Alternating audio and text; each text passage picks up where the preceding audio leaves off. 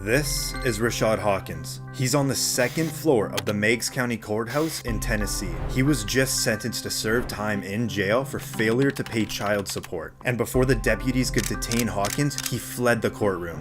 Now, on the security camera, he hops the railing and is barely hanging on before he lets go. And the deputy appears not to follow. Keep your eye on Hawkins' legs as they dangle from the floor above.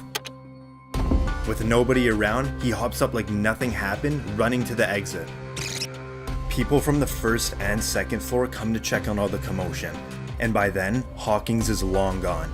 He was on the run for just shy of 3 weeks until he was arrested over 200 miles away. In addition to the outstanding warrant from Tennessee, he was hit with a list of new charges, from criminal trespassing to assault on a police officer to resisting arrest. This is Jason Cordero in the Rochester Hills courtroom in Michigan. He was just sentenced to 90 days in jail for disorderly conduct and retail fraud. Now, take a look around the courtroom. Something is missing. The court deputy. After Cordero was given his sentence, he was reportedly told to sit down and wait by the judge. And when this was happening, the deputy was just walking into the courtroom. And he decides he doesn't want to go to jail today. So, he walks out of the courtroom. The deputy follows and picks up her speed. Now, keep your eye on the top right of the screen. Cordero is out the door and full out sprinting.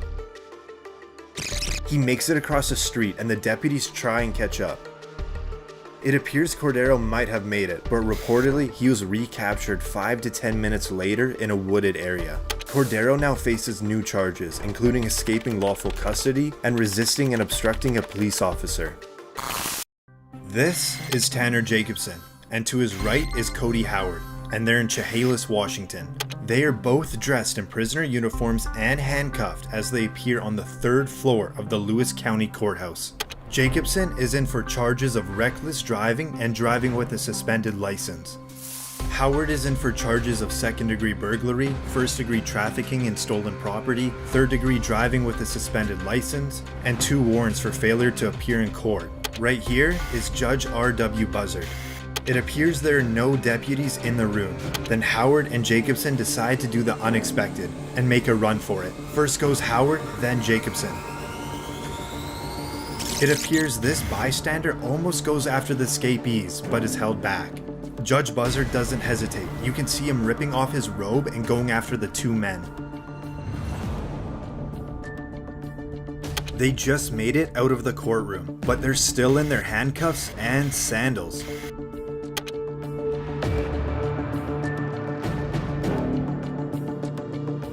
Now, in the 3rd floor stairwell, Judge Buzzard is closing in. With only 1 more floor to go, it's going to be a close one.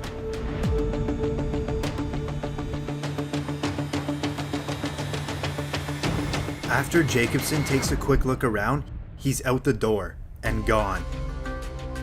But for Howard, not that easy. Judge Buzzard caught up and captured him. Jacobson was later picked up a couple blocks away. I only get like 4 blocks and then I stop. I just stopped on my own. I'm like, what am I doing right now? I said, what am I doing? What did I just do? I gotta go with it now. There's nothing, I can't stop right here. There's nothing I can do now. I'm screwed. We were sitting there on the benches together and he's like, I'm gonna run. It was just a split second, decision. I don't even know why I did it. I would be out of here if I wouldn't have ran. They were both charged with second-degree escape. Reportedly, Jacobson was sentenced to 1 year and 1 day, and Howard was sentenced to just over 3 years behind bars. This is Joel Delgado. He's currently being brought to the Pulaski County Courthouse in Little Rock, Arkansas. He's brought into court to face multiple charges, including residential burglary and theft of services. Reportedly, during his arrest, he claimed he was injured, so he was brought to a hospital. Now, the sheriff deputy is currently escorting Delgado into the courthouse to face his charges. But steps before they enter the door, Delgado loses his shoe, which just might be a distraction for his getaway plan. What'd you say, OJ? My shoe. Hey, you see a shoe back there? Where is it? With Delgado being in a neck brace and a wheelchair, it appears he can't walk, but he sure can run.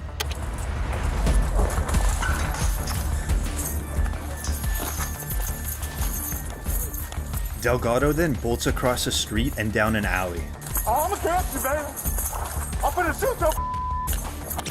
The deputy seems to lose him and searches through the streets looking for the suspect. Hey, can you call the police for me? Call the police for me. Call the police. What way it go? Went straight through the alley and cut that way. What you Your need? phone. My damn radio came out. And I tried to get him. Hello? The wheelchair dude got up and ran. Yeah. I couldn't catch his. The wheelchair dude.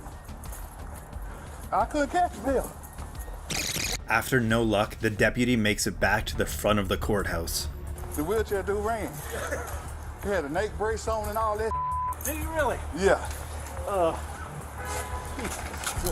Didn't need that wheelchair very much, did he? Hell no.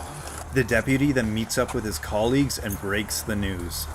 Dude ran, man. Dude ran? Hell yeah. What? He took off? Yeah, I couldn't catch that dude. He jumped the rail. It's on my camera, bro. Oh, what's that, man? He jumped the rail, kicked his shoe that came off. I been down to get his shoe. He just ran. He took off on you, man. Yeah. Should have had cuffed him to the wheelchair. However, the suspect's freedom was short-lived as he was caught a few hours later, where he claimed he was injured and couldn't walk again. And now he faces an additional charge of third-degree escape. Reportedly, Delgado has pleaded not guilty to all charges against him. This is Callum Fittner in Bradford Crown Court in the UK. He's here to help support his 17-year-old friend, who is currently on the other side of this door. And he's about to burst through and make a run for it. The teenage escapee you see was reportedly just sentenced to 21 weeks in custody for the theft of a mobile phone. But keep your eye on Fittner, as he's about to press the button for an automatic door to open, leading his friend to freedom.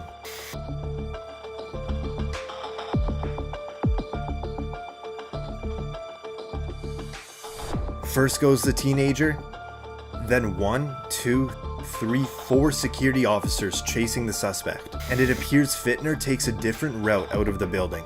The teenage phone bandit makes it out of the courthouse and is gone, and it appears the security officers lost him. And for Fittner, he walks out casually, hopping down the steps like nothing ever happened.